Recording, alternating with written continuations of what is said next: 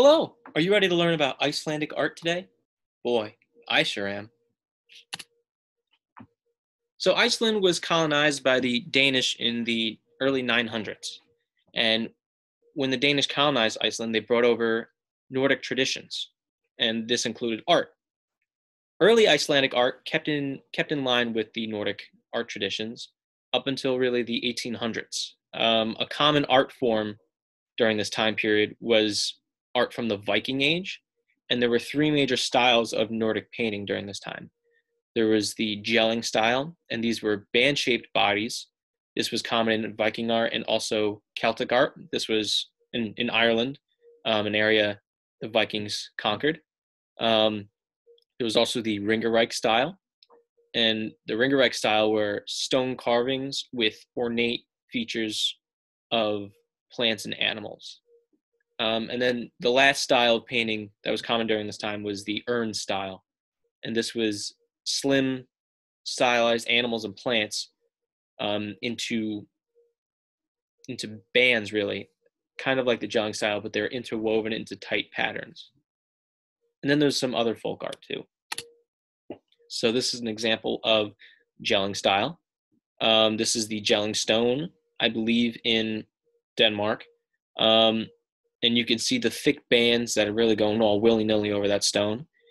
And there's Jesus in the middle. You could say you found him today. So the next style was, as mentioned, the Ringerike style. And you can see the ornate, scary dog at the top with the sharp teeth. Very pretty. And the last style was the urn style. And you could see here on the slab that there were all the interwoven patterns and stuff, making that kind of meshwork. Pretty cool.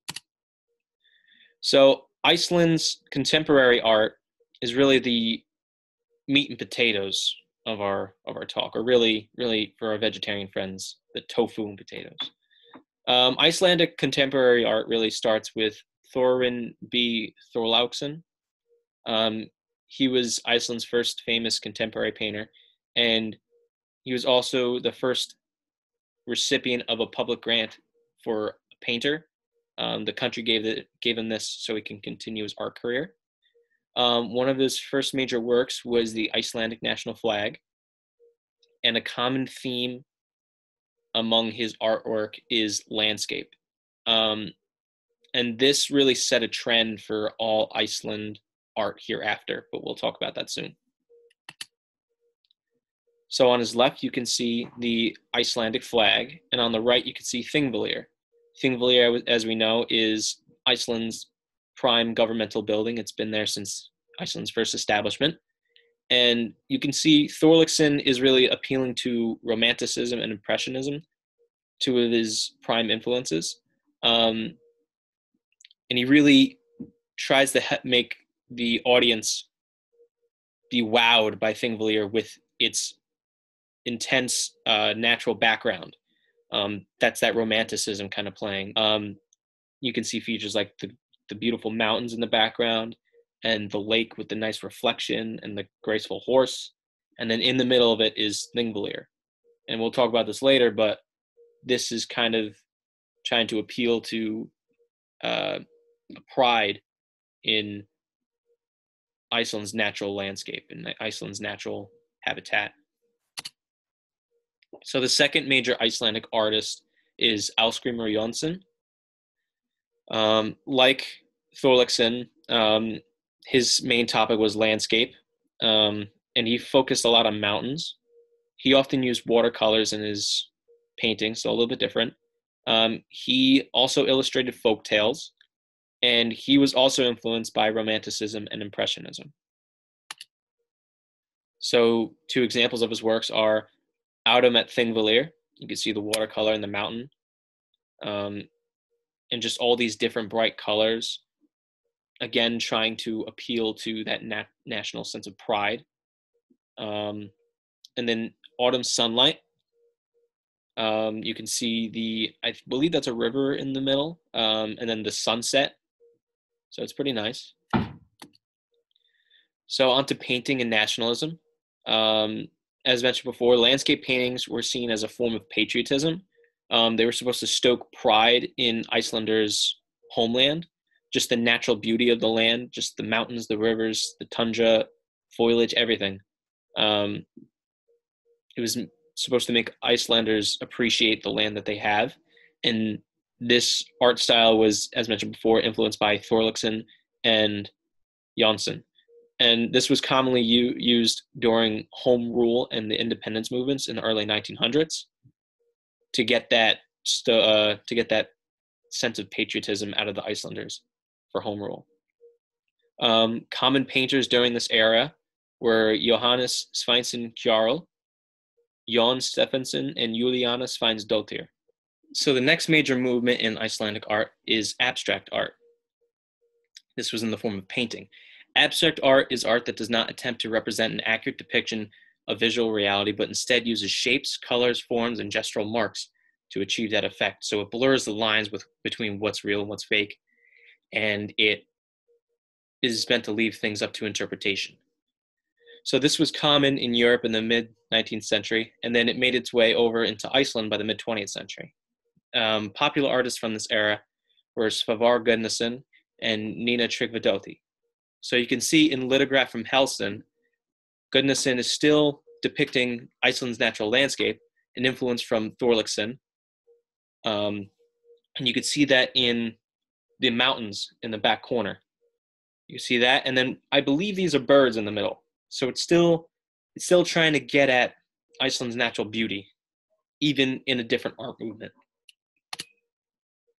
So Nina Tryggvadóttir is also very important. She is one of Iceland's first female artists that made it big. And then she's also a major abstract impressionist artist in general. She made paintings, paper collages, stained glass, and mosaics. And a common theme, no surprise here, is landscape and Nordic light.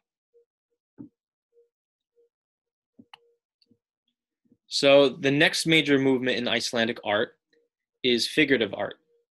Figurative art is art that describes any form of modern art that retains strong references to the real world, and particularly the human figure.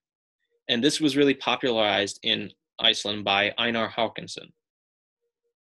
He brought figurative art back to the mainstream after being dominated by abstract impressionism. And a common theme in his art is the human form. Now, this is where he kind of diverts from traditional Icelandic art, and he didn't specifically depict nature, but nature was also one of his influences. So some example of his work, Halldór Laxness, he was a famous Icelandic politician, and then Alfred. I wanted to bring attention to Alfred because of the colors. You could just see, I mean, number one, his paintings have people in them, but two, the colors. In the paintings before, we've seen a lot of green, brown, earthy colors, and now we see fleshy colors like red, pink, beige, and blue. And that's where you can see his work kind of diverted from everything else. So this brings us to art today. Icelandic art is still primarily focused in nature, but it takes on new mediums and forms, and it's a lot about social commentary. So, I mean, to the left, you can see the weird fish thingy. It's a bunch of G.I. Joes shooting an army of fish. Really, really tugs at the heartstrings here. And Icelandic art today really cultivates in the Sequences Art Festival held at Reykjavik. The Sequences Art Festival is a progressive visual art show. And it's really focused on time-based mediums. So like performance art, sound, visual, and public engagement. An example of public engagement is Snake Cool by, I'm sorry here, Sigurdur Amundsen. That's his name, sure. Let's take a look.